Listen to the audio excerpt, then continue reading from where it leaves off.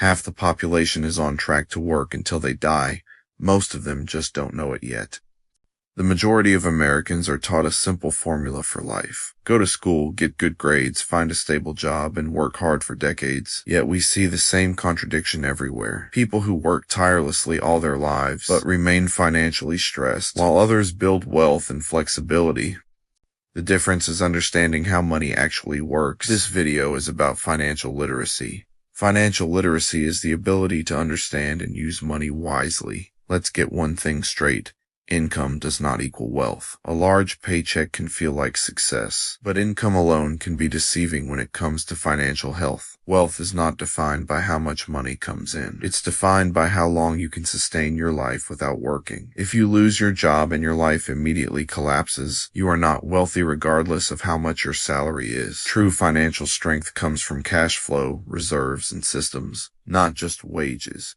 Cash flow is money that continues to come in beyond a paycheck. Reserves are what protect you when income slows or stops. And systems are the structures that keep money moving without constant effort. One of the most important financial habits is simply noticing where your money is going and what it's doing for you. Some things you buy help you make more money. Other things just cost you money. Everything you own fits into one of two groups. Income builders are things that put money in your pocket. Wealth drainers are things that take money out of your pocket. You build real wealth when, over the course of your life, you continue to accumulate income builders at a faster rate than you spend money. The mistake most people make is thinking that buying nicer stuff means they're moving forward. They raise their standard of living before they raise their income. This forces them to work more just to stay at the same level. Real financial freedom comes from choosing long-term growth instead of short-term comfort. Money is either working for you or you will always work for money. Some things you own make you money, like a business you created, investments, or skills. Some things you own just cost you money, like fancy cars, expensive clothes, or high rent.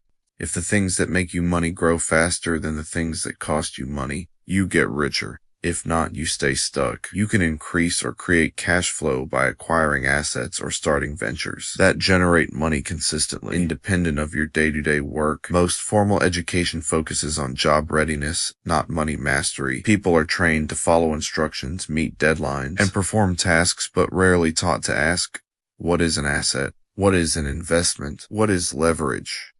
As a result, people earn money at their job without knowing how to control it. Financial education is not about becoming an expert overnight. It's about learning enough to make intentional decisions that get you ahead.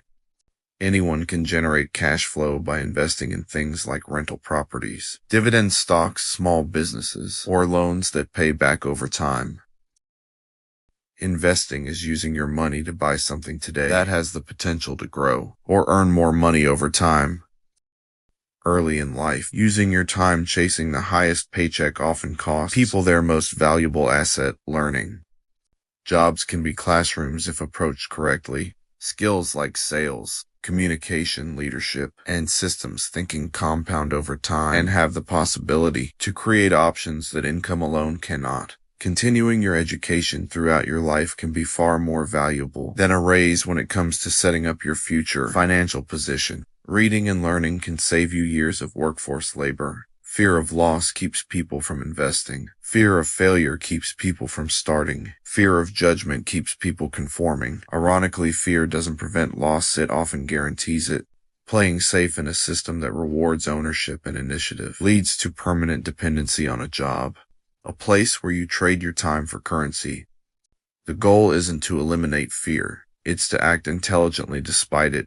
Courage is the action taken against fear. The financially literate take advantage of opportunities that most people can't see. They notice when assets are undervalued, when cash flow is inefficient, and when risk is misunderstood. It's hard to see what you don't know to look for. This intelligence grows through exposure, study, and small controlled experiences, not speculation. Employees trade time for money. Owners build or acquire systems that generate money. Neither path is morally superior, but they produce very different outcomes. You can only work so many hours a day, but when you have systems in place, you can generate money around the clock. Financial freedom increases as dependence on personal labor decreases. Without discipline, higher income amplifies bad habits. Spending expands to match earnings. Debts grow. Stress increases.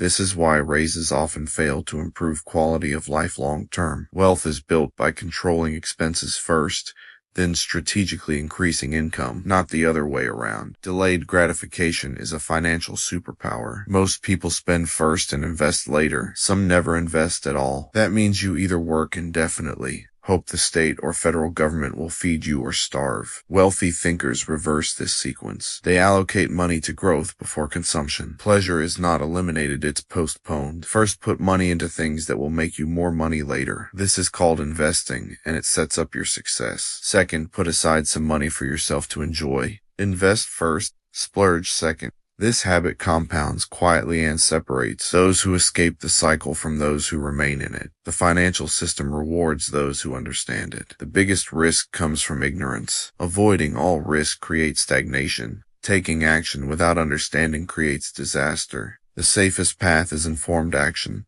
Small steps backed by education. Prioritize learning over comfort, and you will arrive sooner at the comfort you seek.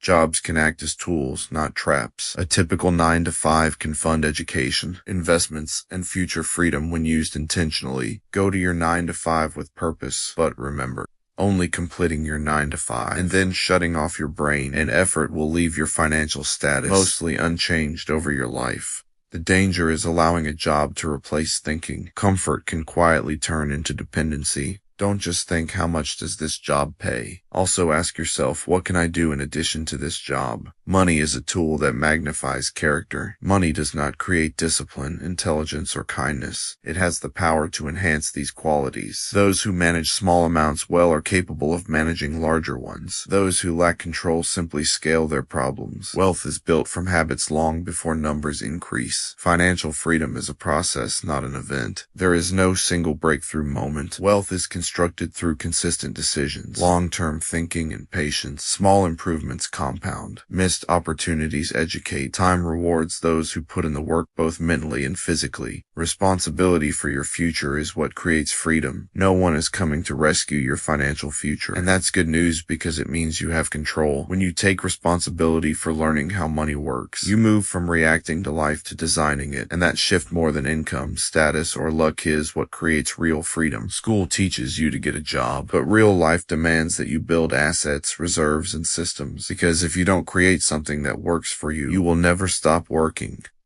Learn more at readingforchange.net or on YouTube at Reading for Change 24.